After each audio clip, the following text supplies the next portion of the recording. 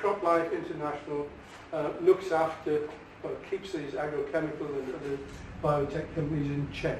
He makes sure that they comply with their professional responsibilities, corporate social responsibility, and generally guides the industry.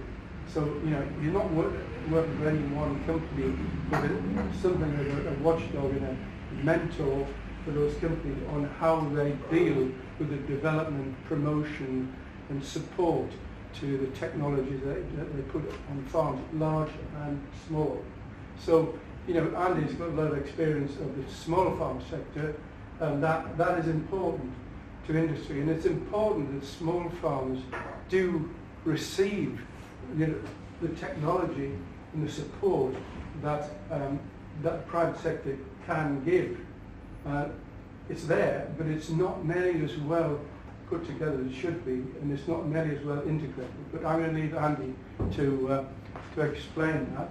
So this is a real singing and dancing presentation. I mean, we have all sorts here. You know, we have difficulty switching the machine on sometimes, but it's got speakers and videos and goodness knows what. But guaranteed that Wi-Fi will drop. Yes. And you'll be left on your own.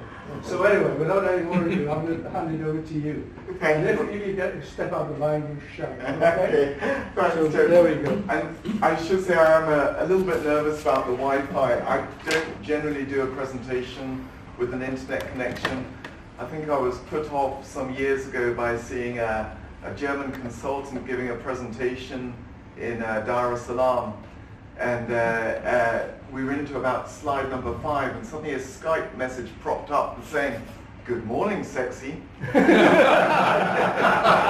actually more relieved my wife was going to come to here this morning, so if that message had come up and she'd been sat here, it could have made for a very interesting presentation.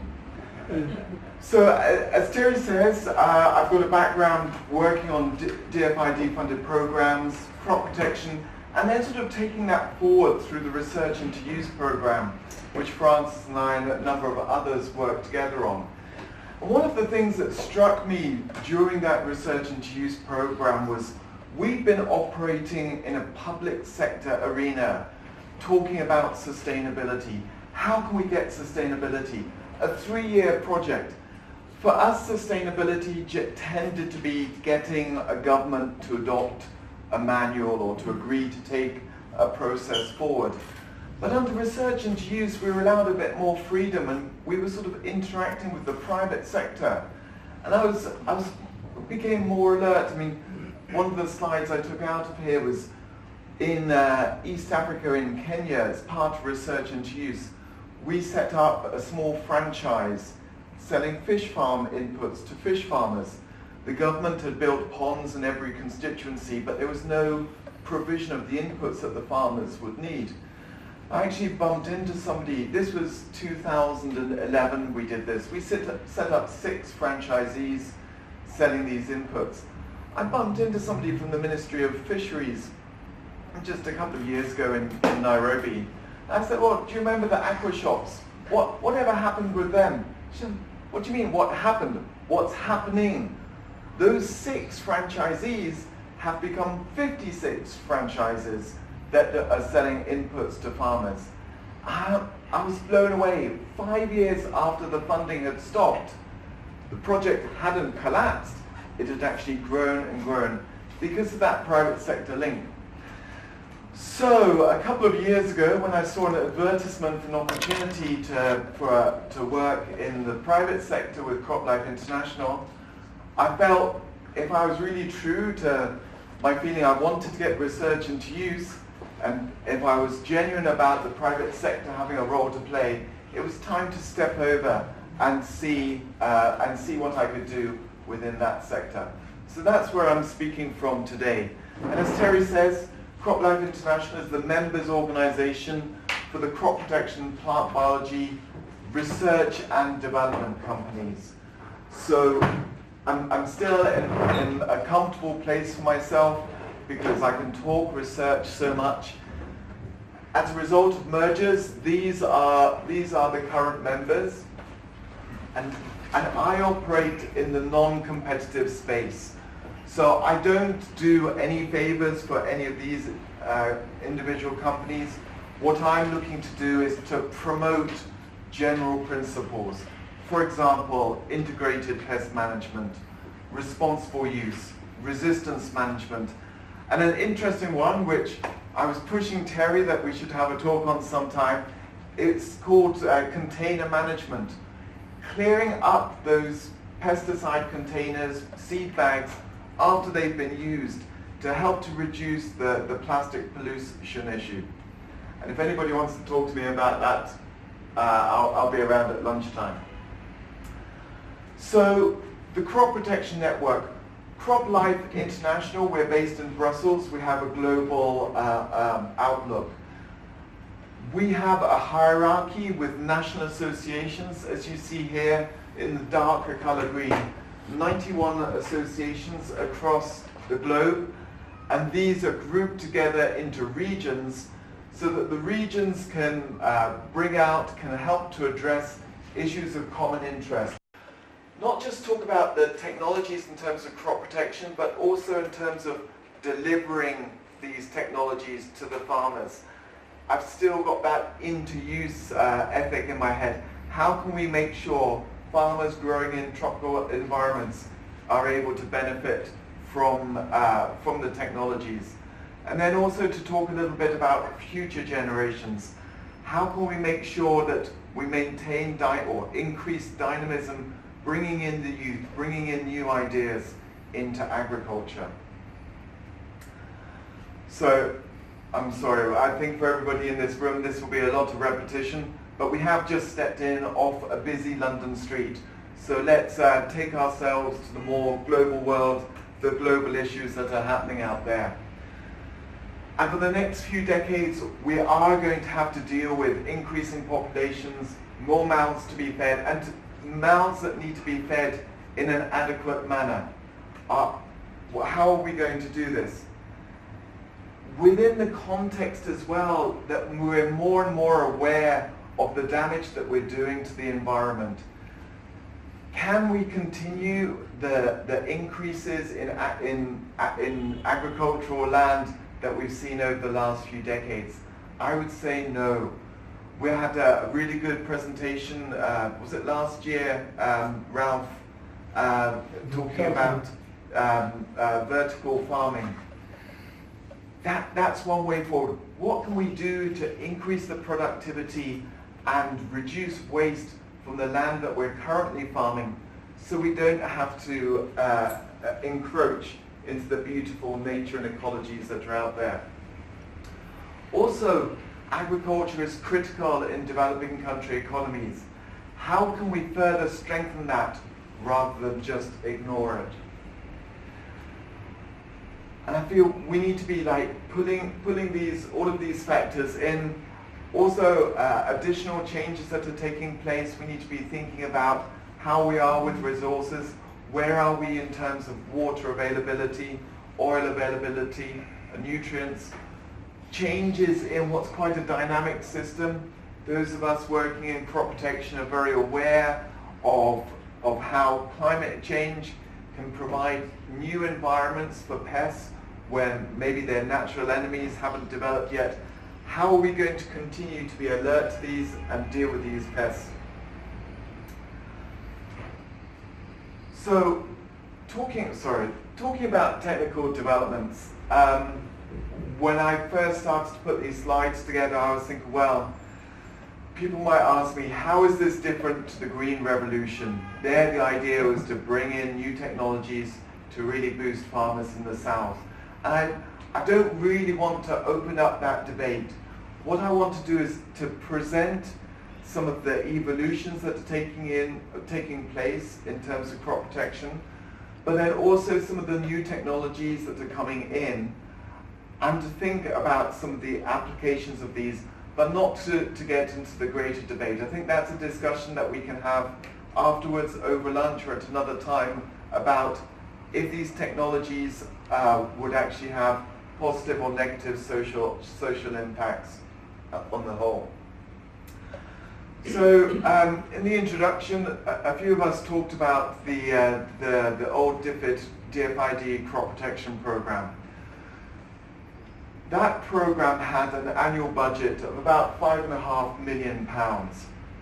We operated about 60 projects at any one time, and we felt that we were really helping to progress knowledge on crop protection in developing countries. I'm now working in a sector in which those 6 member companies have a $2.6 billion annual spend on research. When I first came across that, I was thinking, wow, my goodness, all those days I was working in the public sector, and we were pretty much focused on what other public sector researchers were doing, and we weren't tapping into the research of the private sector. Now I feel, look, can we get this out there more in partnership so that more farmers in the South can be benefiting from this? So what is this research investment going into fund? Well, sorry, this isn't very clear, but this is a graph of the number of new introductions of new active ingredients. Not the formulations, just the active ingredients. With blue being herbicides, brown color here being insecticides, the gray being fungicides, and the orange being others. And you see this is 1950s, 60s, 70s, 80s, 90s, 2000s, 2000s and 10s. Although there has been a drop-off more recently, there is still new active ingredients coming into the market to benefit different farmers and different crops. Now, the common perception of the crop protection industry is this is all chemicals, all chemical pesticides that are coming out. And this graph here is charting the number of new chemistries with the orange line against biological crop protection products, natural enemies, in the blue charts. And you'll see that in the even in the early noughties, there were years where there were more biological control agents licensed for use and released than there were chemistries. The industry is changing. Those 6 companies there are no longer just producing chemistries. There's a significant biological element to it as well. And even within the chemistries, again, the technology has moved forward so significantly. Some farmers are applying 95% less active ingredient than that farm was receiving in the 1950s. The industry does not want farmers soaking their fields with active ingredient. There is so much concern. It's wonderful. I'm working with people that are so supportive of farmers. I feel as though I'm in a similar environment as to when I was working in agricultural development projects. People really committed to the promotion of IPM, responsible use, resistance management, and bringing down the amount of pesticide that's being applied. And again, talking about the nature of the pesticides that are being used these days or being released these days, there's the classification system for pesticides on hazard from 1 to 3. But a third of all active ingredients aren't even on that scale. They are now classified as U because, as we see here, they're unlikely to produce an acute hazard. And no new active ingredients are being released that are in class 1 pesticides. So when we talk about pesticides, it's almost as if pesticides is too generic a word. When we're talking about it these days, we're talking about a lot less hazardous pesticides than we had in the past. Now, I work at CropLife International. I'm a stewardship director. I'm not the expert who is developing all of these new technologies. I've put 7 up here, and I've actually got 7 short film clips but I think we've probably just got time for a couple. I'll quickly run through the technologies that we have up here.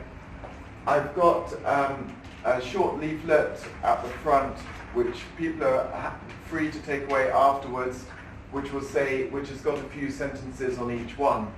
But I'll briefly describe, and maybe if we just focus on active ingredients and RNAi as films, if there are others that people would particularly like to see, then we can show them.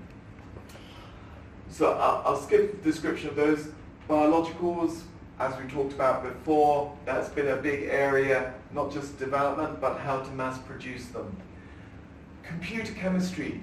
How can we use computers to faster identify potential pesticides, but also to use artificial intelligence to analyze the potential impact of those active ingredients on human health, on the environment, wider.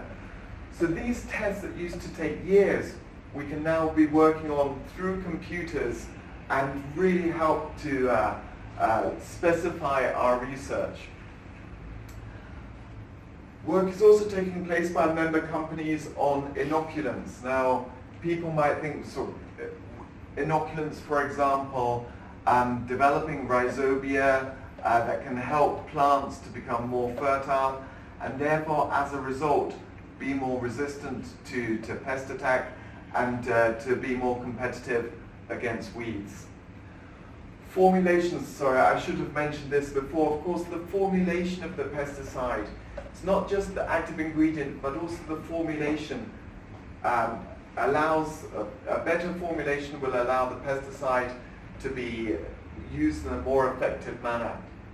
And then also seed treatment on there. Seed treatment, protecting the crop, but also opening up other opportunities on the cultivation side.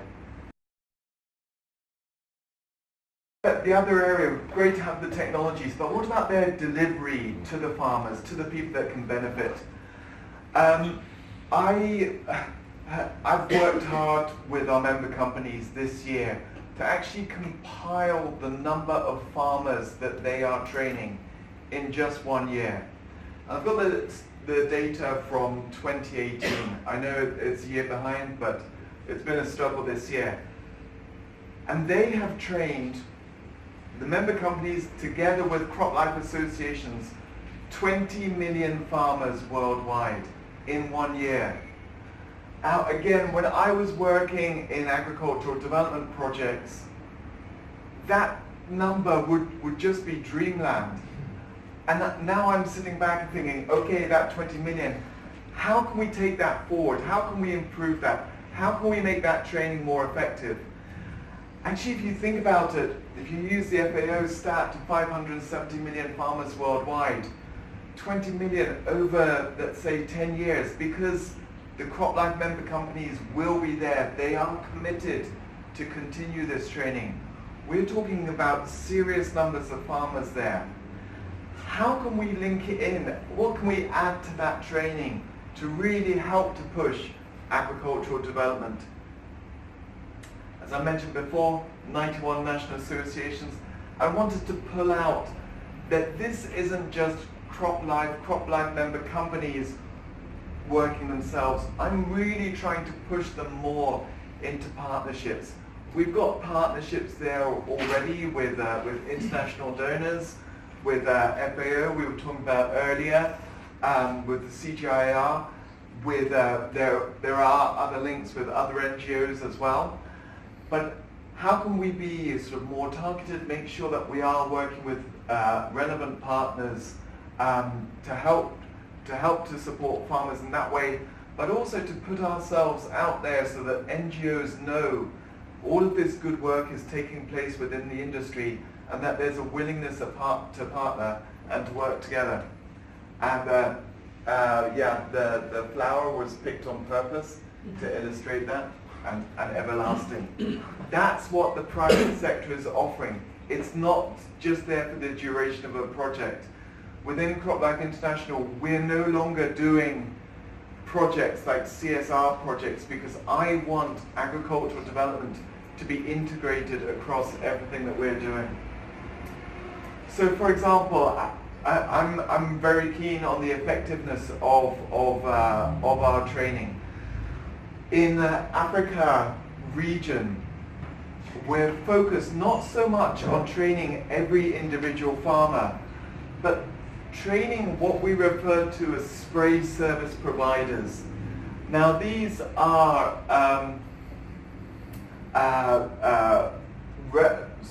people within the community that are trusted. We go for males because we wouldn't want a pregnant woman to be spraying pesticide. They are operating as a business.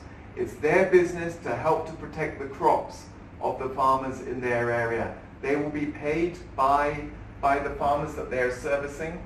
They will conduct activities such as pest identification, pest scouting, identification of pest thresholds.